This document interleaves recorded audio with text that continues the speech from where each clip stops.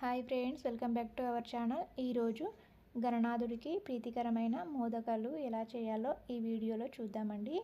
ఈ మోదకాలు చాలా సింపుల్గా ఈజీగా చేసేసుకోవచ్చు. స్టవ్ పైన కడాయి పెట్టి అందులో 1 కప్పు బెల్లం తురుము వేసుకోవాలి.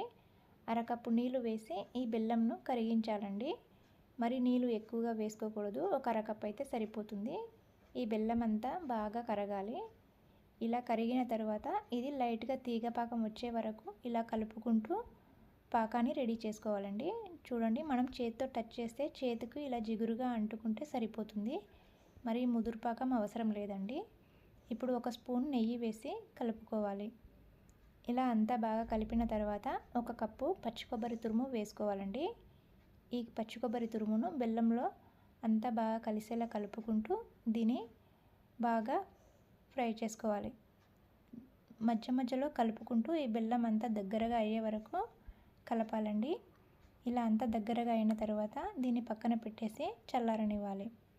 స్టవ్ పైన మరో కడాయి పెట్టి అందులో కాస్త ఉప్పు, 2 స్పూన్ల చక్కెర వేసుకోవాలండి. మీరు చక్కెరకు బదులు బెల్లం కూడా వేసుకోవచ్చు. 1 స్పూన్ నెయ్యి వేసి కరిగించాలి. ఈ నీళ్ళు బాగా మరగాలండి. ఇలా మరిగిన తర్వాత అందులో 1 కప్పు బియ్యం పిండి వేసి కలుపుకోవాలి. ఇప్పుడు స్టవ్ ఆఫ్ చేసిన తర్వాతనే ఈ ప్రాసెస్ చేసుకోవాలండి. ఇది ఎక్కడ ఉండలు లేకుండా అంతా బాగా కలిసేలా కలపాలి. చూడండి, ఈ విధంగా కలిపితే సరిపోతుంది. ఇలా కలిపిన తర్వాత దీన్ని కాస్త చల్లారనివ్వాలి.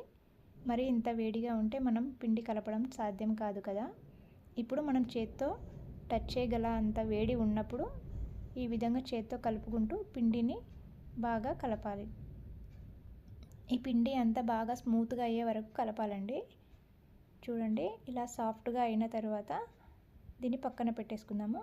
ఇప్పుడు కొబ్బరి చూద్దామండి. చూడండి, కొబ్బరి అంతా బాగా దగ్గరగా గట్టిగా అయ్యింది. ఇప్పుడు దీన్ని చిన్న చిన్న ఉండలుగా చేసి ఒక ప్లేట్లో పెట్టేసుకోవాలి. ఇలా అన్నిటినీ రెడీ చేసుకోవాలండి. ఇప్పుడు పిండిని చూద్దాము. పిండిని ఒక చిన్న సైజు ముద్దగా తీసుకోవాలి. ఇలా చిన్న సైజు ముద్ద తీసుకున్న తర్వాత 2 చేతుల మధ్యలో పెట్టి ఇలా గట్టిగా ప్రెస్ చేస్తూ ఎక్కడ పగులు లేకుండా స్మూత్గా అయ్యేలా చేయాలి. ఇప్పుడు చేతికి కాస్త పొడి పిండిని అద్దుకొని ఇక్కడ వీడియోలో చూపిస్తున్న విధంగా చేసుకోవాలి. చూడండి, ఇలా చిన్న సైజు చపాతీగా చేసిన తర్వాత మనము రెడీ చేసిన కొబ్బరి పూర్ణంను పెట్టి ఈ వీడియోలో చూపిస్తున్న విధంగా మోదకాలు చేసుకోవాలండి. ఈ విధంగా చేస్తే సరిపోతుంది.